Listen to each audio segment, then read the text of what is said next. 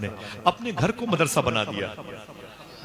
سبحان اللہ محبت سے بولے سبحان اللہ. سبحان اللہ. اگر کوئی کرنے پر آ جائے نا تو پھر اس کا گھر گھر نہیں رہتا, وہ خانہ خدا بن جاتا ہے, خانہ رسول بن جاتا ہے. لیکن یہ جو لڑکیاں جو مائیں بیٹھی نا, میری بہنیں بیٹھی ہیں, وہ سن لیں, بصرہ میں ایک طوائف خانے پر, بصرہ میں ایک طوائف خانے پر 1 سال کے لیے رابعہ بصری کو قید کر کے رکھا گیا تھا.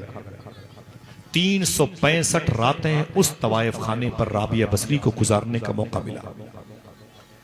ان کو جسم بیچنے کی نوبت آئی, لیکن آپ نے جسم بیچا نہیں.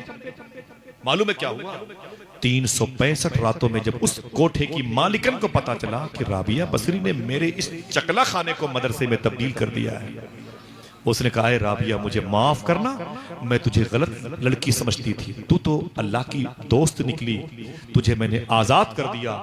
تو رابعہ نے کہا تھا تجھے پتا ہے 365 راتیں اس چکلا خانے پر میں نے گزاری ہیں, جو لڑکا ہر رات میری عزت لوٹنے کے لیے آتا تھا میں نے 365 لڑکوں کو اللہ کا ولی بنا کے واپس کیا ہے. سبحان اللہ سبحان اللہ. زندہ باد. ذرا محبت سے کہہ اللہ اکبر. رب کا دوست یا بنا کے رسول واپس اللہ. کیا. اگر کوئی کرنے پر آ جائے تو کیا کر سکتا ہے؟ اگر کوئی کرنے پر آ جائے تو کیا کر سکتا ہے؟ انڈونیشیا آج دنیا کا سب سے بڑی آبادی والا ملک مسلمانوں کا کہلاتا ہے. انڈونیشیا سب سے بڑا ملک کہلاتا ہے. کچھ پتا کرو میرے بھائی, کوئی بات ہوگی نا, کیا یہ مسلمانوں کے وجود کی وہاں بارش ہوئی ہے, طوفان آیا ہے جو سب سے بڑی آبادی ہو گئی؟ کبھی تاریخ پڑھو, اس 70-80-90 ہزار کے موبائل میں کبھی کبھی اپنے پوروج کی داستانیں پڑھ لیا کرو. ایک مسلمان انڈونیشیا میں نہیں تھا. بودھسٹ, جینسٹ, لادینیت کے شکار لوگ انڈونیشیا میں رہتے تھے.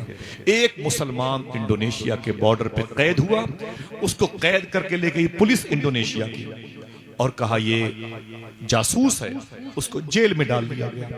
4 سال کے بعد جب وہ باعزت بری ہوا مسلمان, تب تک وہ جیل کے اندر 4000 قیدیوں کو کلمہ پڑھا چکا. سبحان اللہ سبحان اللہ. 5 آدمی کو ہم درود پڑھنے کا طریقہ نہ بتا پائے. اگر کوئی شخص درود پڑھتا تھا تو ہماری صحبت میں آ کے درود بھول گیا. اگر کوئی نماز پڑھتا تھا تو ہماری دکان پہ آ کے نماز ترک کر دیا. سمجھے آپ؟ اب تو حضور کے ممبر پہ بیٹھ کے لوگ کرکٹ کی باتیں کرتے.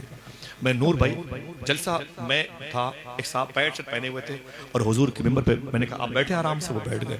میں تقریر کر رہا تھا اور معلوم ہے وہ کرکٹ میچ دیکھ رہے تھے. میں نے کہا یہ ٹوپی میری بغداد کی نہ ہوتی تیرے قدم کے نیچے رکھ دیتا, تیرے پاؤں کا دھون پی لیتا.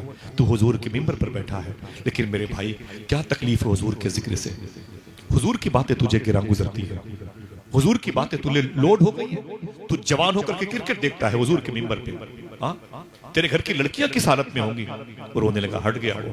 میں نے کہا آج کل کی لڑکیوں, آج کل کے لڑکوں سے کیسے معاشرہ سنورے گا؟ میں نے کہا ان لڑکیوں سے کوئی بتائے کہ لڑکیاں حضور سے کیسی محبت کرتی تھی. بچوں کا کھیل بن گیا.